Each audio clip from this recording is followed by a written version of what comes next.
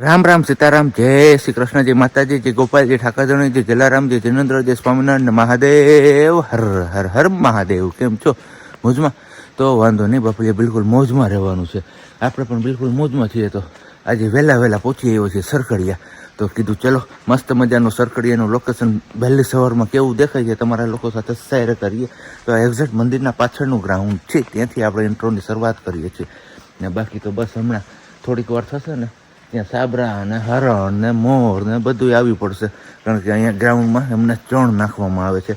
તે ચણ ખાવા માટે આવી જશે ને. બાકી હમણાં બંદર મહારાજ કૂદાકૂદ કરી દેશે. આ તમે જોઈ જ શકો, જો અહીંયા પથારો કરી દીધો છે બધું, ઝાડવા ઉપર ચડીને ઠેકડા માર્યા રાખે, એટલે એના હિસાબે બધું આમ તેમ થયા રાખે ને. હમણાં છે ને વાંદરા આમ પરિક્રમા હતી તો ધરાઈ ગયા હતા, કારણ કે ખાવા પીવાનું બધું મળી રહેતું હતું. એટલે હું એમનું જે રેગ્યુલર ભોજન છે ને છૂટી ગયું છે, અને નથી રેગ્યુલર ભોજન, એ એમનું આદત પકડાઈ ગઈ છે. તો હવે અહીંયા અમારે જો આ બંદર મહારાજ સવારમાં બેસીને વડલાના પાંદડા ખાઈ છે. હવે એ કે આપણો મેળ તો ક્યારે પડશે, બપોર પડે ને કદાચ મેળ પડે તો પડે એ કે. અને જોઈએ છીએ કે હવે આજે છે રવિવાર, તો રવિવારના દિવસે કેટલા લોકો અહીંયા આવે છે. બાકી તો બસ હવે ચા પાણીને એ બધું કરી લઈએ અને પછી પાછા આપણે આગળ મુલાકાત કરતા રહીશું. કારણ કે સિયાબેનને અને પ્રજ્ઞાને અત્યારે ઢાંકી ઢૂકીને આપણે રાખ્યા છે, કારણ કે અહીંયા ઠંડીનું પ્રમાણ એકદમ વધારે છે.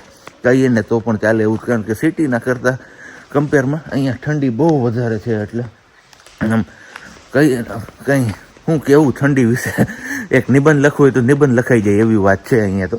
પણ કંઈ નહીં. અને અહીંયા હજી આ તમે જુઓ પરિક્રમા વખતના મળતા જે આવે ત્યાં નાખીને બધા વયા ગયા, કારણ કે જે લોકોએ સ્ટોલ ને બધું કર્યું, માલ વહીતો હોય એટલે પછી બસ જ્યાં આવે ત્યાં ફેંકીને જતા રહીએ.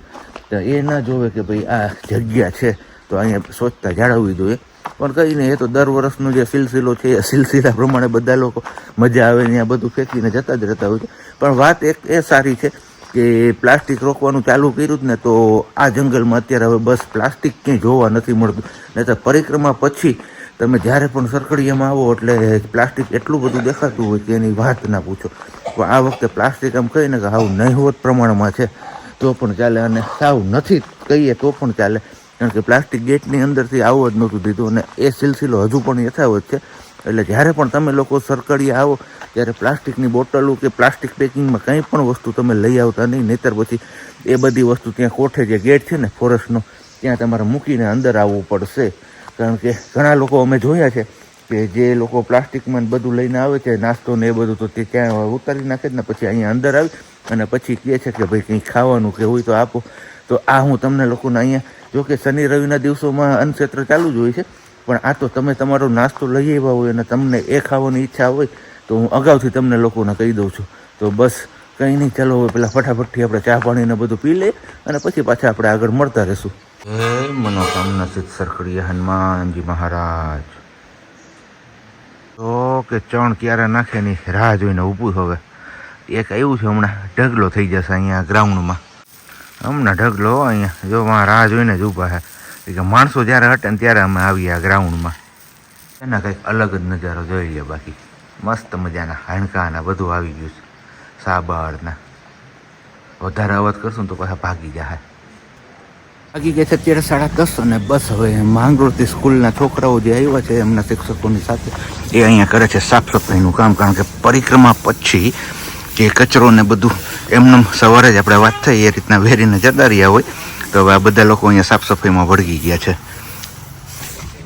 એક ટીમ અહીંયા છે, એક ટીમ પાછળની સાઈડ છે, એટલે કે બેક સાઈડનું જે ગ્રાઉન્ડ છે આપણું, જે સવારે ઇન્ટ્રો કર્યો ત્યાં બધી સાફ સફાઈ ને એ બધું કરે છે. માણા કે ગુડ મોર્નિંગ કે ગુડ આફ્ટરનૂન કે અત્યારે વાગ્યા કેટલા જો મેં હાથમાં કેમેરો 11:15 સવારની સિયાને જ હાચું છે મારી. ગુડ મોર્નિંગ, જય શ્રી કૃષ્ણ અને સીતારામ. સારું છે ને બધાને ડાયરા? તો વાંધો નહીં, અમે ફરી પાછા સરકડિયા, કેમ કે અમને મોજ જ પડી જાય. કેમ સબજી? ઓ નંબર સિયાબેન ની મોજ છે જો. એ બેન ઉઠા છે ને આપણે દોરી આખીએ છીએ અત્યારે કન્ટિન્યુઅસલી, કેમ કે અહીંયા અવાજ આવે અને આજે છે રવિવાર તો હમણાં ધૂન પણ ચાલુ થઈ જશે, એટલે પછી થોડુંક ધ્યાન રાખવું પડે. અવાજ આવતો હોય ને એટલે દોરી હાંકવી પડે. તો બસ દોરી હાંકીએ છીએ, મજા કરીએ છીએ. બહાર ગ્રાઉન્ડ સાફ કરે છે બધા, લગભગ સબજી તમારા લોકો જોડે શેર કરી દીધું છે. સફાઈ ચાલુ થઈ ગઈ છે પરિક્રમા પછી. અને આ વખતે પરિક્રમાનો મોટો બેનિફિટ શું છે ખબર છે? પ્લાસ્ટિક. એ પણ મેં કીધું બહુ પ્લાસ્ટિક ઓછું છે. કે જોવલ જ કે જોવા મળતું હોય તો ભલે, બાકી રસ્તા ઉપર આવ્યા ને ત્યાં પણ નથી. તો જે પરિક્રમામાં આવ્યા ને પ્લાસ્ટિક એક મુક્ત જંગલ રાખ્યું એ બદલ બધાને થેન્ક યુ.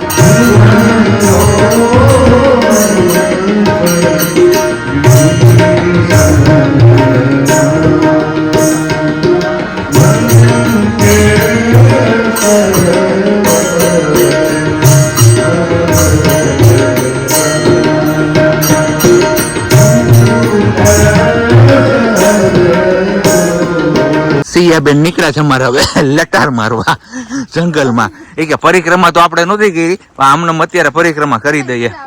વાગ્યા છે અત્યારે 3:45 અને જોઈએ છીએ હવે કેટલાક સુધી પહોંચાય છે આમ હાલીને. બરોબર ને? હે નદીના પાટોથી જાવ પછી ત્યાંથી પાછી ગાડી એવું આમાં રોદા લાગે તો એમાં હે જો આર્યા જો જમ્પે આપ્યા ગાડીમાં આપડી.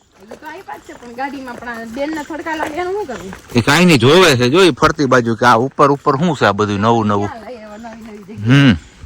રોજ પેક હોય ને 4 દિવાલની વચ્ચે આ દિવાલમાં ખુલ્લા થઈ જોઈ લે ભાઈ હુસા નીચે થઈ જાય છે.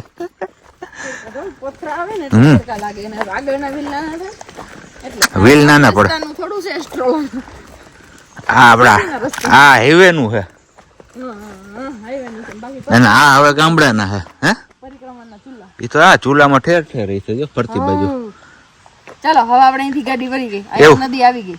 નદી આવી ગઈ એમ એટલે આપણે નદીથી પાછા આપણે અહીંયા આવ્યા હતા ઓલું કરવા હું નવરાત્રીમાં ચૈત્ર પૂજન નું કુંભ સ્થાપન કર્યું હતું પછી કુંભ ઘડો પધરાવ્યો હતો યાદ છે? હા સ્થાપનનું. તો જો કે આપણે ઘણા એટલે કે ઘણો સમય થઈ ગયો ઘરે પૂગી ગયા અને બસ હવે કપડાં ને બધું ઠેકાણે પાડવામાં હતું અને સાથે સાથે આપણે સિયાબેનને પણ રાખવાના હતા. તો એ બધું ગામમાં ક્યારે સમય વીતી ગયો કંઈ ખબર ના પડી અને બસ શાકભાજી પાછું પ્લસમાં લેવાનું હતું આપણે. તો માર્કેટે ગયા હતા અને હજી જો એક વસ્તુ તો ભૂલાઈ ગઈ આપણે. કપડાં આપ્યા છે ઇસ્ત્રીમાં, હજી ઇસ્ત્રીમાં લેવા જવાના હતા કપડાં પણ હવે ભૂલાઈ ગયા. દાદા થઈ ગયા છે બંધ ને ખાવા પીવામાં કંઈ આપણે ફિક્સ હતું ને એટલે બનાવ્યો હોય અહીંયા ચા. જો કે આપણે એક રકાબી તો પી લીધી છે અને હજી પ્રજ્ઞાને પાછું ખાવાનું બાકી છે. તો હવે સિયાબેન જાગી ગયા તો સિયાબેનને રાખે છે અને સૂઈ જાય એટલે કીધું પેલા ખાઈ પી લે ને પછી કપડાનું એક મશીન કરી નાખ્યું. તો કપડાનું મશીન પણ થઈ ગઈ અને આમ જોઈએ તો આજના આ વિડીયોમાં કંઈ ખાસ એટલું થયું નથી આપણાથી. અને બાકી આવો મોસ્ટ વેલકમ એમ. શું ખાશો તમે? ચા ને ગાંઠિયા. ભાખરી ઓલી આપણી હતી એ છે.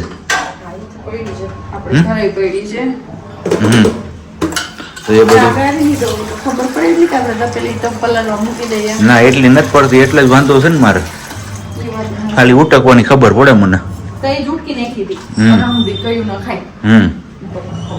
હા ખાવા મને સાનું મને. ઢગલામાંથી આપણા કપડા સોર્ટિંગ કરવાના છે અને હમણાં તમને લોકોને વાત કરી એમ દાદા પણ હવે દુકાન આટો મારીએ જો ખુલ્લા હોય તો દાદા પાસે કપડા લેવાના છે અને પ્લસમાં આપવાના છે. તો બે કામ હારવાર આપણે પટાવતા આવીએ. જોઈએ હવે દાદા કેટલા વાગ્યા છે અત્યારે 9-10ની વાર છે.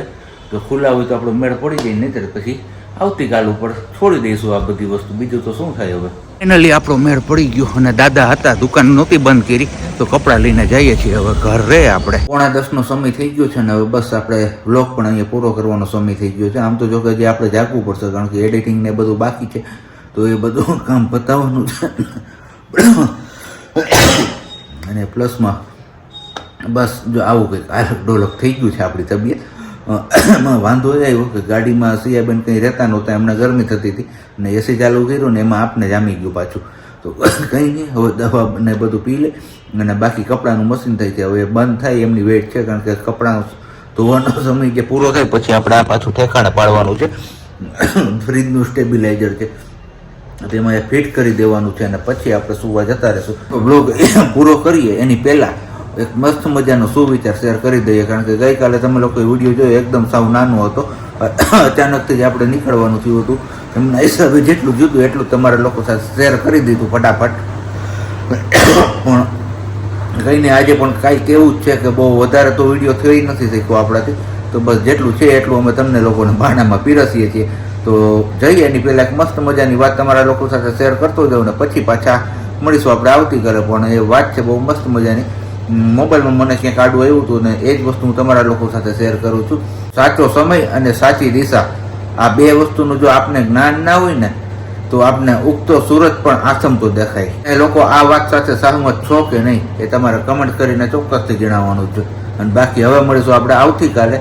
ત્યાં સુધી બધાને બબ્બાઈ, ગુડ નાઇટ, જય શ્રી કૃષ્ણ. શાંતિથી રહેજો અને શાંતિથી રહેવા દેજો.